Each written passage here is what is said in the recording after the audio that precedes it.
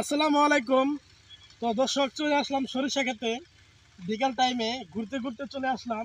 অনেক ওয়েদারটা সুন্দর লাগতেছে আর কি বিকাল টাইমে সূর্য ডুবার আগ পর্যন্ত। তো আপনাদের সাথে শেয়ার করার জন্য চলে আসলাম সরিষা খেতে। তো ভাবতেছি একটা ছবি তুলবো, অনেক সুন্দর জায়গা দেখতে পাচ্ছেন।